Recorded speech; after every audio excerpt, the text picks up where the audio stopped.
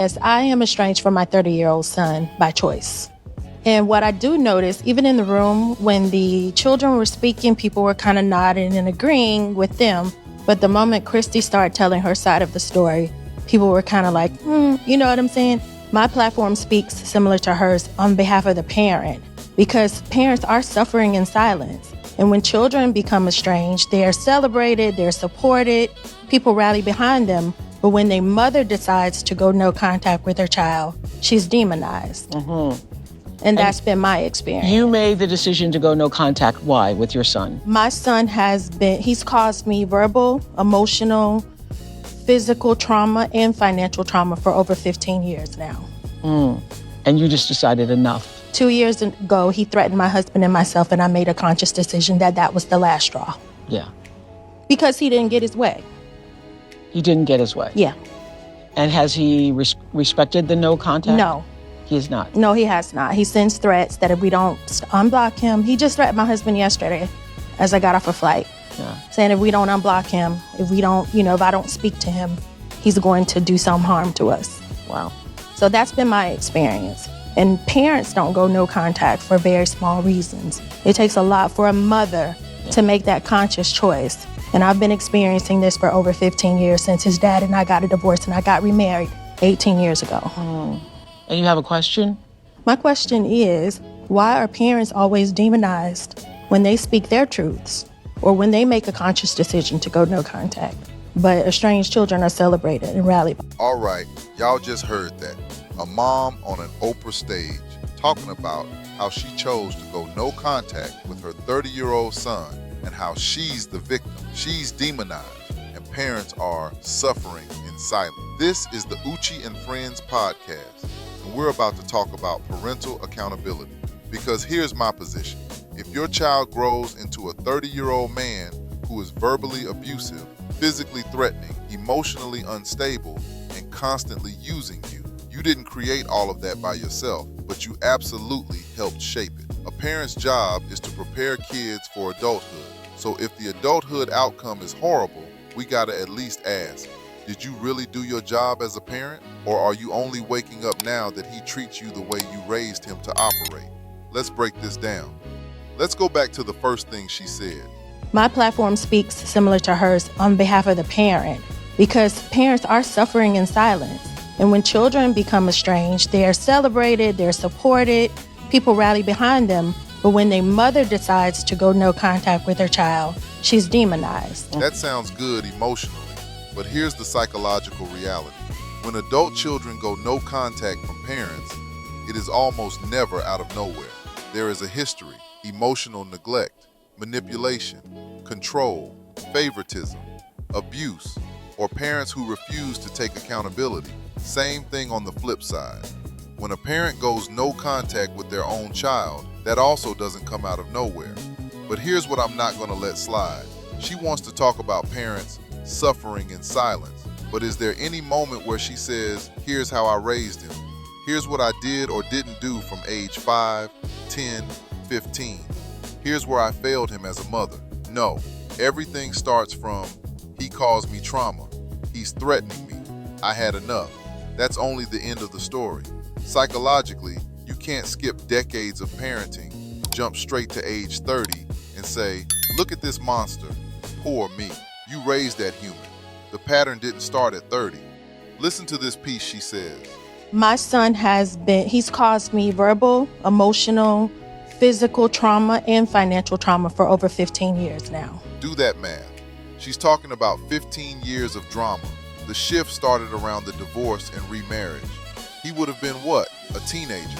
Psychologically, that's prime developmental time. Identity, attachment, stability, sense of safety. Divorce is traumatic for kids. Remarriage, new household rules, new man in the house, also traumatic if it's not handled right. So for 15 years, this boy has been acting out. Verbal, emotional, physical, financial. My question is, where was the parenting during those 15 years? Not the yelling, not the guilt trips, not the I'm your mother speeches.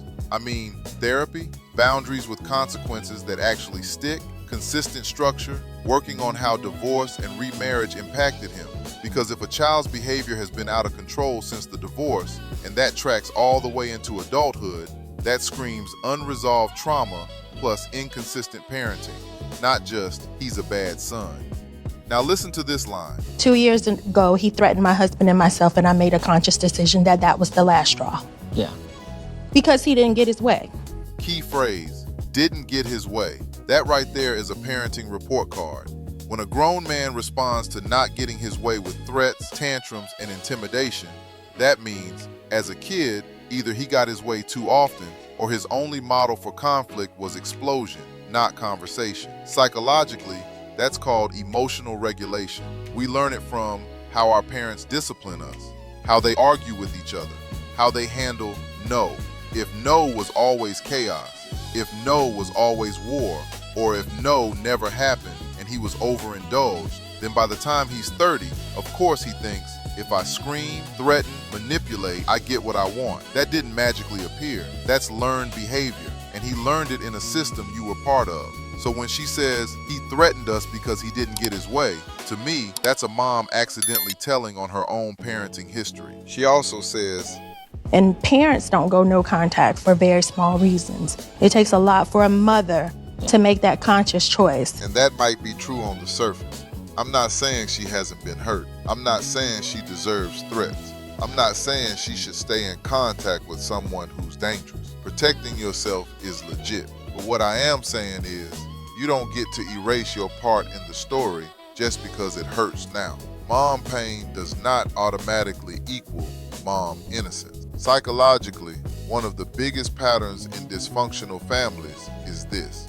Parent sees their adult child's behavior. Parent focuses only on how it affects them. Parent never looks at how their own behavior shaped that child's inner world. Things like consistent emotional attunement or lack of it, favoritism, using the child as a therapist or emotional spouse during divorce, parentifying the child, ignoring early red flags because he's just being a teenager. So when she says parents are suffering in silence, I hear, we want sympathy, but no self-reflection. That's harsh, but it's real. You raised a human being, not a pet. Their adult patterns are connected to your parenting, whether you admit it or not. Now let me be clear, because some of y'all are gonna twist this. That 30-year-old man is responsible for his threats, his choices, his behavior. As an adult, he has free will, responsibility, the ability to get help, change, grow. But as parents, we have to be honest. We are the first programmers of that brain. We write a lot of the code they end up running as adults. So when people say, once they're grown, it's on them, that's only half the truth. Yes, it's on them to change, but it's on you to admit what you put in there in the first place. How you handled conflict, how you disciplined, how you processed the divorce, how your new marriage changed the household, how you responded the first time he showed you disrespect or instability. If you ignored it, excused it, or tried to control it with guilt and emotional manipulation instead of actually addressing the wound, then you weren't preparing him for adulthood. You were just trying to survive the moment. Good parenting is not, I suffered and I tried my best.